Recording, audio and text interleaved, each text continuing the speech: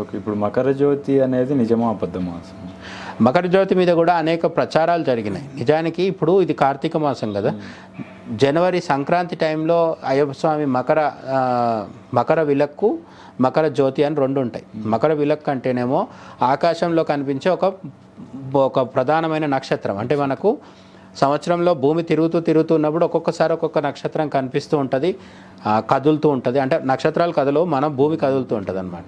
అట్లా మకర విలక్కు అనేది ఆ రోజు దర్శనం ఇస్తుంది అనమాట. అదేమో ఆకాశంలో కనిపించే నక్షత్రం.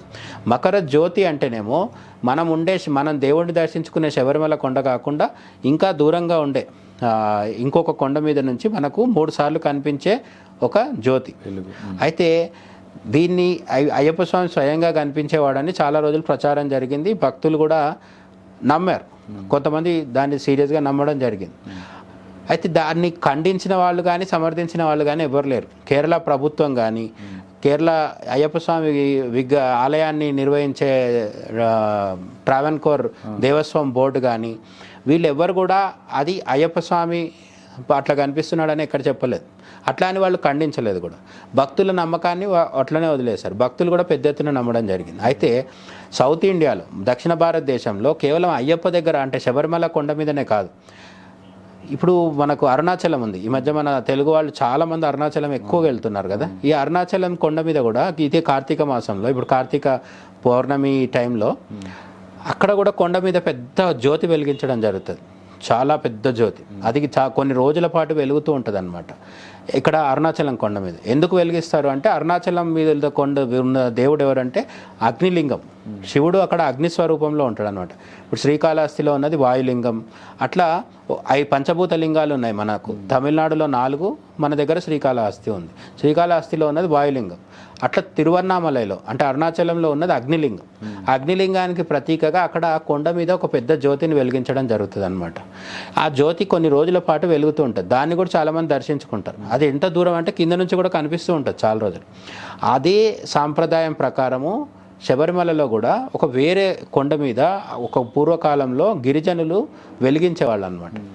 దాన్ని దూరం నుంచి దర్శించుకునే వాళ్ళు అయ్యప్ప స్వామిగా భావించి నమస్కారం చేసుకునేవాళ్ళు. అయితే ఆ రోజు ఆకాశంలో మకర విలక్కు అనే ఒక నక్షత్రం వస్తుంది.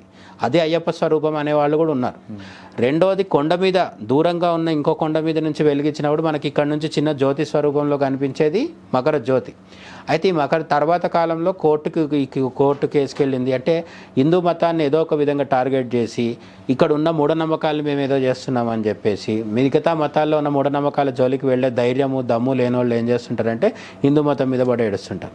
ఎక్కువ శబరిమల ఆలయంలోకి స్త్రీలను ఎందుకు రానివ్వలేదు, ఇట్లాంటివి అన్నిటి మీద కోర్టుకు వెళ్ళడం మన వాళ్ళకి అలవాటు కదా. జ్యోతి గురించి కూడా కోర్టుకు వెళ్ళడం జరిగింది.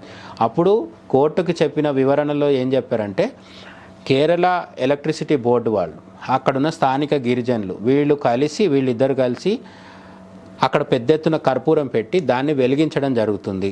ఆ వెలిగించిందే జ్యోతిగా కనిపిస్తుంది అని చెప్పడం జరిగింది. ఇప్పుడు చాలామందికి ఒక క్లారిటీ వచ్చేది ఏంటంటే, అక్కడ మకర జ్యోతి స్వరూపంలో మనుషులు వెలిగిస్తుందే తప్ప అయ్యప్ప స్వామి కనిపించట్లేదని.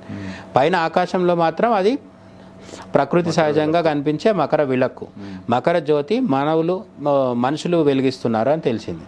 ఇది తెలిసిన తర్వాత భక్తులు వెళ్ళడం ఆగిపోతుంది, హిందువులు శబరిమలకి వెళ్ళరు అని మన కమ్యూనిస్టు మిత్రులు కావచ్చు, లేకపోతే నాస్తికులు కావచ్చు, వీళ్ళందరూ ఆశించిండ్రు.